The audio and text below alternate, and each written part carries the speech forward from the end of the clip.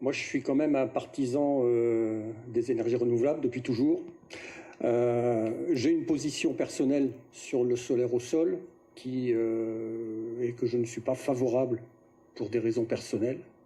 Je vais l'expliquer très succinctement. Quand je vois la surface, 57 hectares, quand je me suis installé en 88, je me suis installé sur 59 hectares avec des brebis. Il n'y avait pas de panneaux solaires. Et puis j'ai réussi à m'en sortir sur 59 hectares. Voilà. Et moi, ça me dérange, très clairement. Voilà. Je suis favorable aux énergies renouvelables. Je dis qu'il faut en faire encore plus qu'on en fait aujourd'hui, mais peut-être pas de cette façon-là. Moi, je pense qu'on a certainement des sites qu'il faut convertir au solaire parce qu'on ne pourra jamais y faire autre chose dessus. Et ça, il faut le faire impérativement. Et je trouve que là, on ne va pas assez vite. Maintenant, je suis très interrogatif là-dessus. Sur la partie agrivoltaïsme, très clairement, ce projet-là, il ne fait pas d'agrivoltaïsme. Je vais vous expliquer pourquoi.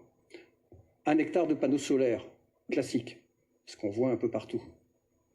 Grosso modo, ça correspond à 1 mégawatt crête par hectare, à peu près. Quand on fait de l'agrivoltaïsme, on tombe en dessous de 0,5 mégawatt crête installé à l'hectare. Là, il m'annonce sur 57 hectares, 42 mégawatts crête. Ça ne peut pas être de l'agrivoltaïsme. Parce que l'agrivoltaïsme, ça nécessite qu'on écarte les rangées de panneaux et surtout qu'on les surélève. Sinon, il n'y a pas assez de lumière qui passe en dessous pour permettre à l'herbe de pousser normalement. Voilà. Alors, sur des panneaux solaires qui sont installés classiquement, tout à l'heure, Christophe a parlé de Varennes-sur-Allier. J'ai été en voir d'autres.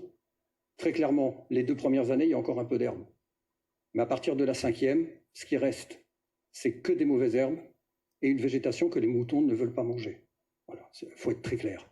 Donc si on parle d'agrivoltaïsme, oui, des projets comme ça, ils peuvent voir le jour. Mais ça ne sera pas 42 mégawatts crête. Ça sera 25, 26, mais pas plus. Parce qu'il va falloir écarter les panneaux. Et là, ce sera jouable. Et là, on aura un vrai projet agricole. Là, sur ce qu'ils proposent, l'élevage au vin, je dirais, c'est un argument. C'est un alibi. Je suis d'accord avec toi. Ce n'est pas comme ça qu'on va installer des jeunes et qui vont pouvoir vivre de leur métier. Voilà.